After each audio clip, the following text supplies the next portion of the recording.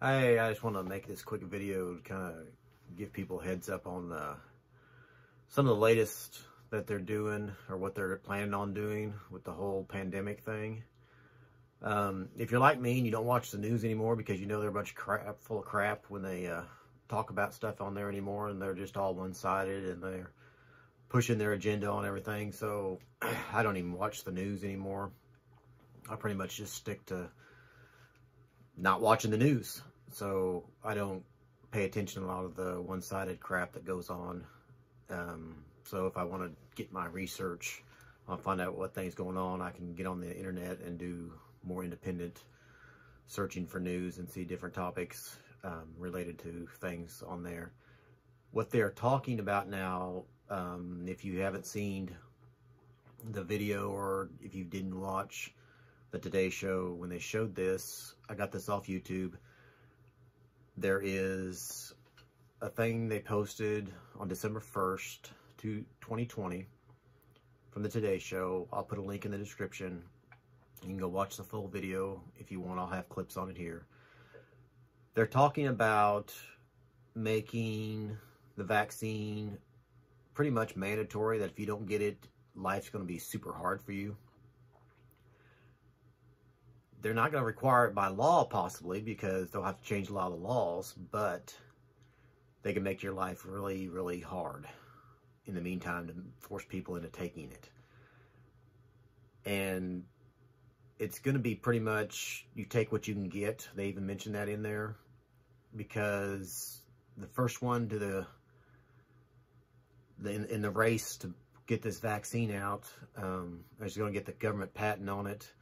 And it's all about the money with the pharmaceutical companies getting this patent. The vaccine could possibly be free for you to take, but the government's going to subside it to the pharmaceutical companies, so they're still going to get paid, so they could care less what effects it might have on people, because they're going to get paid regardless. So they're trying to push it out, and the first one to market is the one that's going to get it. So what they're going to try to do is have a new type of like a passport that you're going to have to get to possibly even to go grocery shopping to get food, because a business could possibly not let you in if you didn't show your documentation showing you had this vaccine. They could go as far as travel. There's already some companies restricting air travel, or will be restricting air travel once the vaccine becomes available. If you don't have it, you can't fly on their airlines. I believe someone had posted that it's Qantas Airlines at Australia that's going to be doing that. Your job possibly could make you start getting the vaccine. They said that's going to be a little more difficult for them to accomplish with the laws that are in place. But depending on the kind of job that you have, they could kind of work around that, and you may end up having to find another job if you don't want to take this vaccine. And they're also talking that it could possibly be vaccines, that it could be a yearly thing that you're going to have to get, like the flu shot.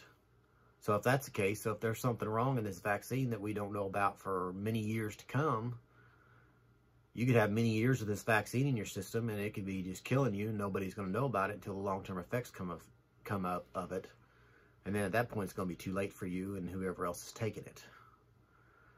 And they're looking to not really give people a choice. They're going to make life really, really hard on you if you don't do this vaccine. So let's take a look at this clip, and I'll come back to you and talk to you more after you watch this clip. Here, as someone who really knows the business of vaccines, what can we realistically expect once the immunization process actually starts? And I'm hearing there's talk about a vaccine passport. What is that? Yeah, so this is this kind of futuristic idea where we actually have a requirement to get a certificate of vaccination before we can do things. So as Dr. Gupta was talking about, it's going to be a while before most of us can get a vaccine. It's going to be the most high-risk groups at the beginning because of limited supply. And then folks like Dr. Fauci are talking about spring and summer for everybody really being able to get access. And so then what does life start to look like? Do we have to have that certificate of vaccination before getting on a cruise ship or getting on on a plane, for example. Experts I've talked with say that is a possibility. But what about like going to concerts or going to a restaurant? Would you need a certificate of vaccination to do that? That might be less likely, but companies like Ticketmaster are already thinking about ideas like that. Could they have a technology, for example, to link your concert ticket to proof that you've been vaccinated? So these are the kinds of things that are getting talked about. None of it is set in stone yet, but experts are saying we should think about these things, what life is going to be like with vaccines. And they are warning that even as more of us get vaccinated, we're still going to have to wear masks and socially distance for a lot of next year. Yeah, no surprise there. I know you've been talking, Meg, with a lot of experts. Have you talked to anybody about, will we be able to choose which vaccine we get? That's been a big question. Yeah, so at the beginning, probably not, just because supply is going to be so limited. It's going to be take what you can get whenever you can get it. But if this turns into a vaccine we have to take every year, like the flu shot, or maybe every couple years, by then there will probably be enough supply that, like the flu shot, there will be different options we can choose from. For the flu shot, there's a high-dose version for people over 65. There's a nasal spray. There are different options, and you can actually call your pharmacy and make sure they've got the one you want before you go in. So down the line, we could see that for COVID vaccines, but at the beginning, it's going to be take what you can get. Something I hope you noticed, this woman that's talking about all this, she's got a big smile on her face, like she's all happy that people are going to have to get this passport and they're going to have to start showing documents that they got this vaccine and everything. It's almost like she's happy that people are going to have to give up freedom to live life. It's kind of disturbing. Now, maybe I'm wrong. Maybe she's not really smiling, but it looks like she's in a pretty good mood to me. It just kind of hit me wrong when I watched this video.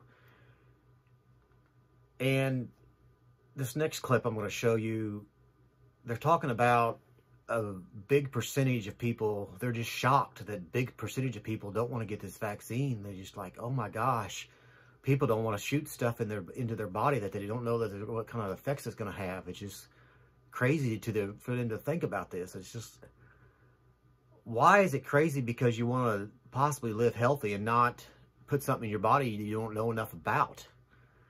And they don't even know enough about it. They don't know about the long-term effects. It has not been out on the market for several years to know what kind of effects it's going to have. So why are they so surprised that people don't want to take this stupid vaccine? It's just crazy. And the media is just so off in left field so far. They just don't understand why people don't want to do this to themselves.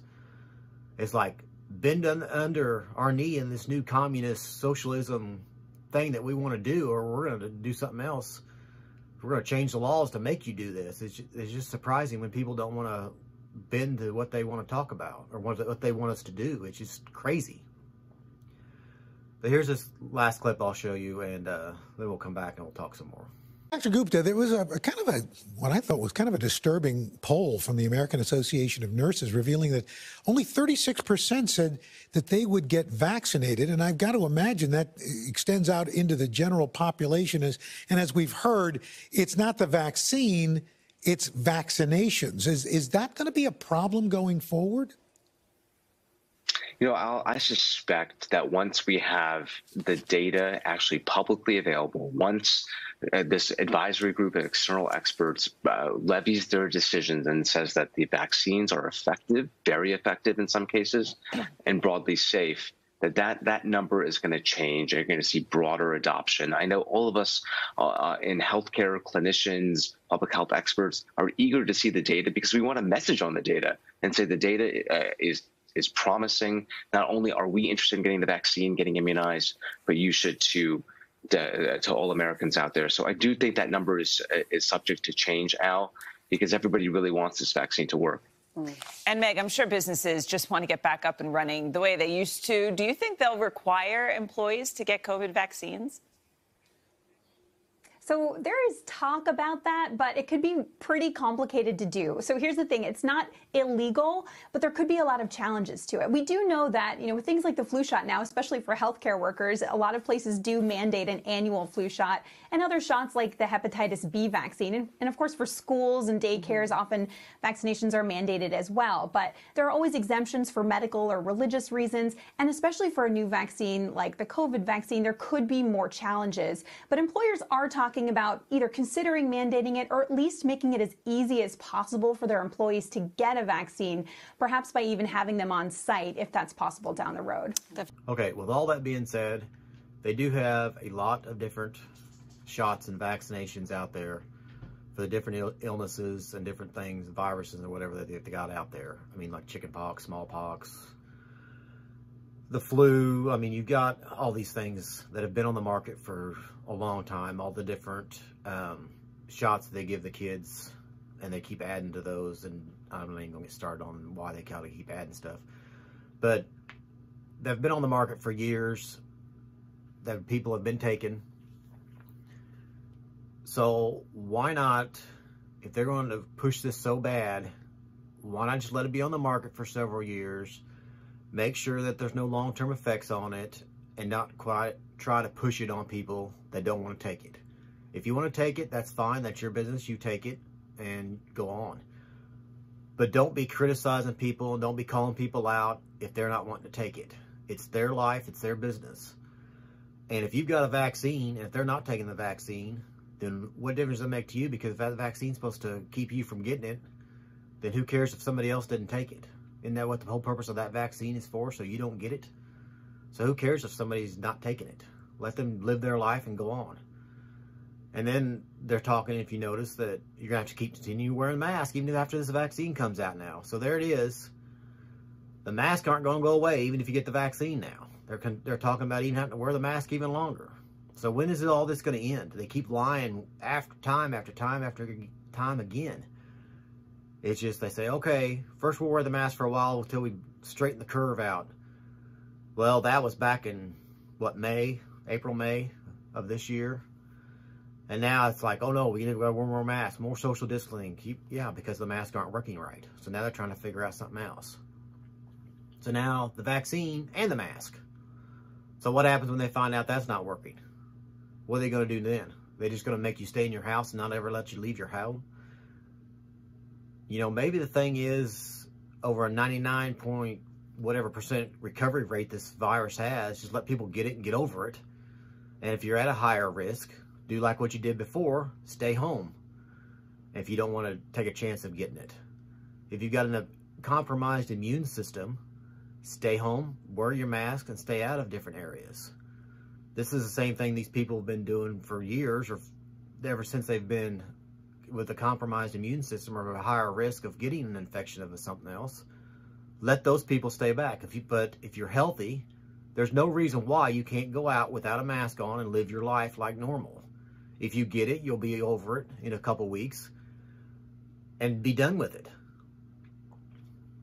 But that's just my feelings on it. And if you don't feel the same, then that's your opinion. And you can go on and move on and not agree with me. That's fine. I don't have to agree with everything you agree with either. So I just want to put this out there to let people kind of know what's going on. And until next time. Hey, thanks for checking out the video. If you want to see more videos, just click over here and check them out. Also, please subscribe to the channel if you want to see more videos like this one. Share with your friends, like it, and remember to strive to be the person your dog already thinks you are. Until next time.